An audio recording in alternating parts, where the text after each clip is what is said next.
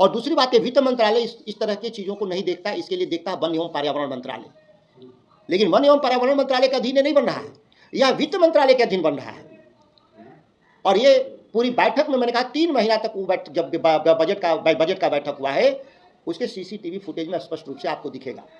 यह जो मैं आरोप लगाया, सरकार मानहानि का हमारे पर केस करे। अगर जो मैं गलत बोल रहा हूं तो बिहार सरकार को मैं चुनौती देता हूं कि वो मेरे पर मानहानि का केस करे।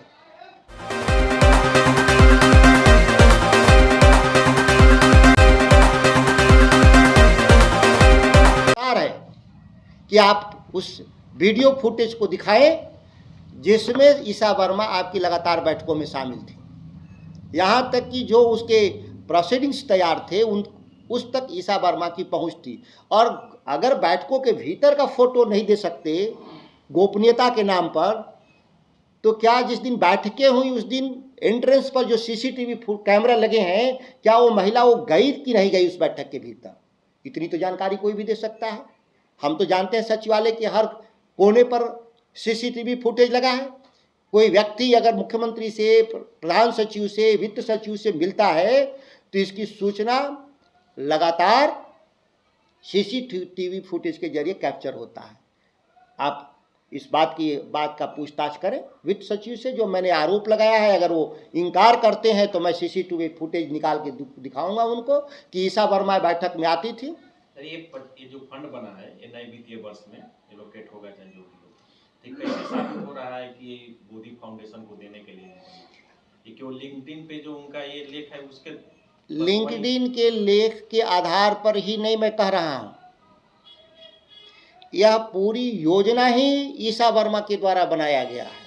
इस तरह का कोई फंड जब भी बनता है, ये पहली बार बिहार में बन रहा है, तो किसके अप्रोच से बना? और दूसरी बात है, वित्त मंत्रालय इस तरह की चीज़ों को नहीं देखता, इसके लिए देखता है वन एवं पर्यावरण मंत्रालय। लेकिन वन एवं पर्यावरण मंत्रालय के अधीन नहीं बन रहा है, यह वित्त मंत्रालय के अधीन बन रहा है।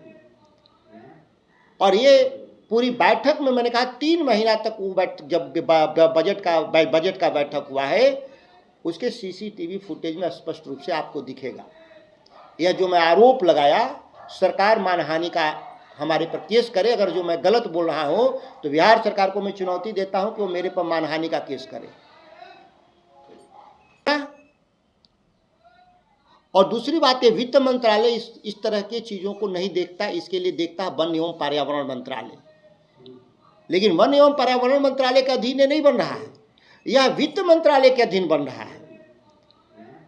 और ये पूरी बैठक में मैंने कहा 3 महीना तक वो जब बजट का बैठक हुआ है, उसके सीसीटीवी फुटेज में स्पष्ट रूप से आपको दिखेगा। यह जो मैं आरोप लगाया, सरकार मानहानि का हमारे पर केस करे। अगर जो मैं गलत बोल रहा हूं तो बिहार सरकार को मैं चुनौती देता हूं कि वो मेरे पर मानहानि का केस करे।